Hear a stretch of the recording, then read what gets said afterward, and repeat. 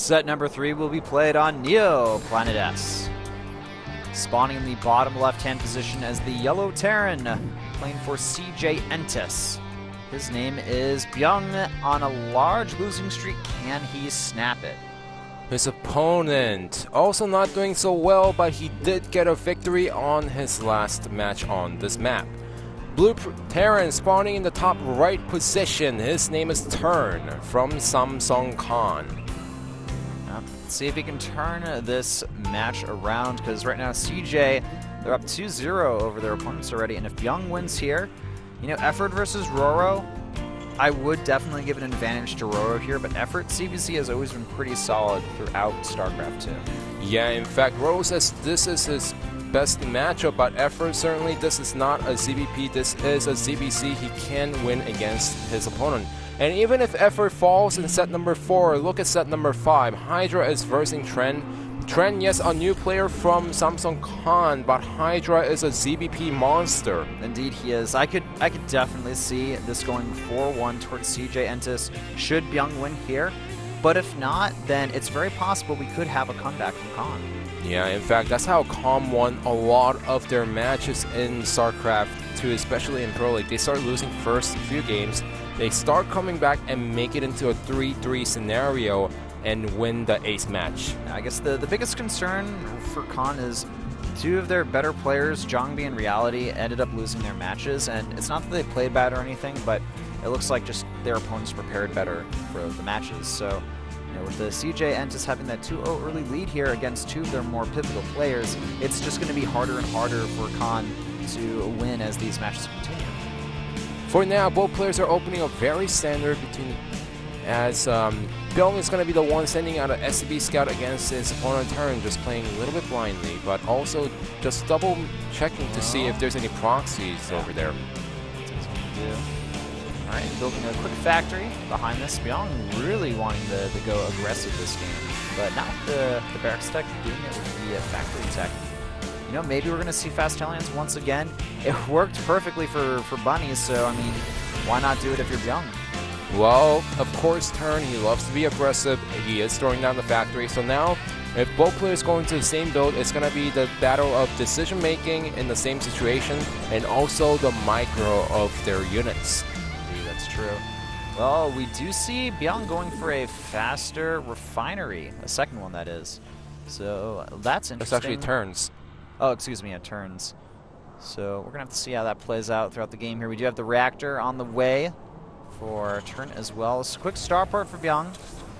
And yeah, ooh, Tech Lab. Looks like he wants to go for some Cloak Banshees. And too bad this isn't the next patch, because the Cloak would only be 100-100. Yeah, a little bit unfortunate for Bbyong, but hey, look at this. Turn building a second factory in the middle of nowhere, as Bbyong is not going to scout this anytime soon. Yeah, I highly doubt that. All right, so he's going for Hellions now. I like what Turn's trying to do here, but unfortunately, Bbyong, he just happens to be going for air units, and this means that there's going to be next to the note anti-air in Turn's main base here, so already the build orders are looking like they're going to favor Bbyong.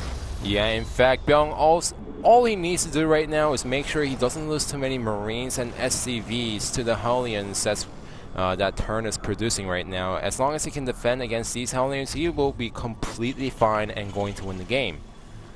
Alright, Bbyong actually, he's not even going to invest in Cloak right now, he's just going to get a Banshee out.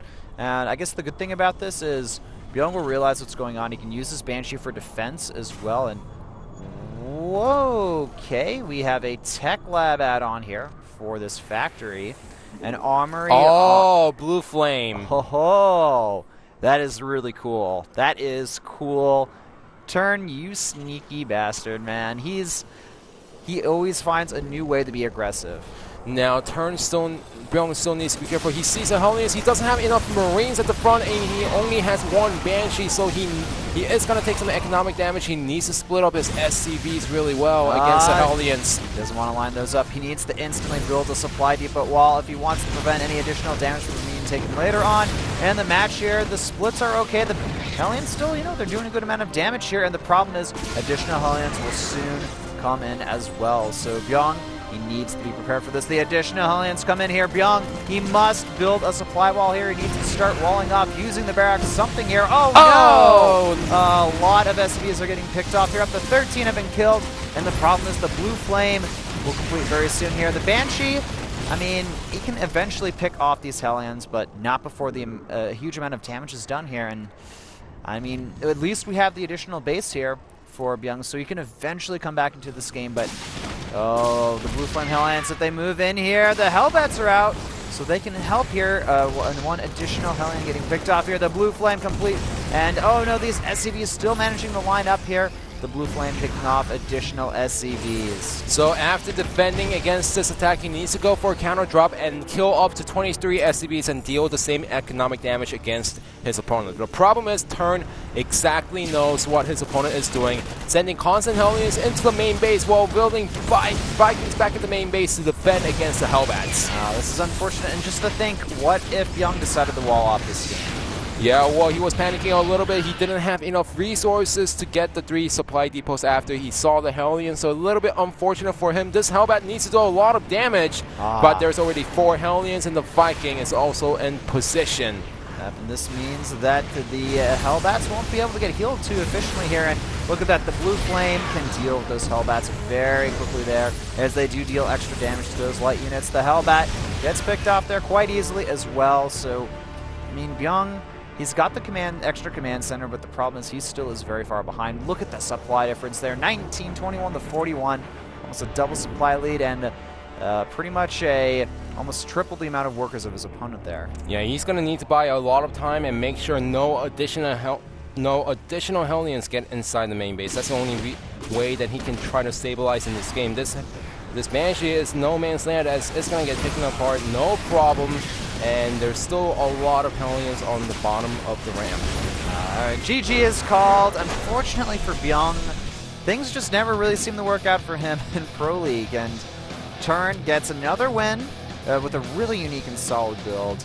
And yeah, we have not seen anything like that, I really think, in like a long time. Certainly not in Heart of the Swarm. Yeah, this guy loves to play aggressive, and now he's finally finding these builds that actually work out in this particular matchup. All right, so the score now...